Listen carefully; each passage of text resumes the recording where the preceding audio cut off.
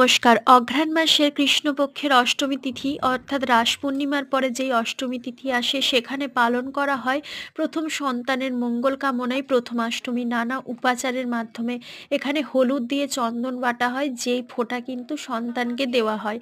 তো আপনারা দেখুন এখানে ধান দুর্বতে হলুদ মাখানো হচ্ছে।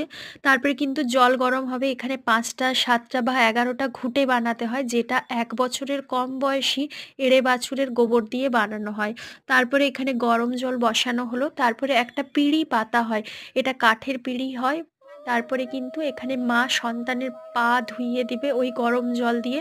তো আপনাদের এটা বলে রাখি, মা স্থানীয় যে কেউ কিন্তু এটা পালন করে থাকে। এবারে দেখুন মা তার আঁচল দিয়ে শাড়ির এখানে কিন্তু তার পাগুলো মুছিয়ে দেবে, তারপরে হবে তাকে আলতা পরানো। আলতা পরানোর পরে সর্ষের তেল দিয়ে দেয়।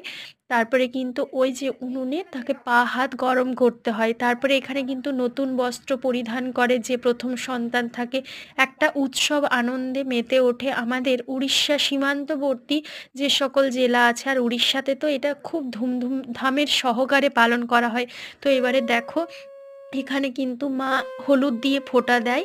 এখানে ছেলে মেয়ে নির্বিশেষে কিন্তু এটা হয়, যে মা বাবার প্রথম সন্তান হয় তাকেই কিন্তু পালন করা হয়। আবার কি হয়, সকালে পুজো করা হয় এই সকলের মাধ্যমে, তারপরে পায়েস খাওয়ানো হয়। একটা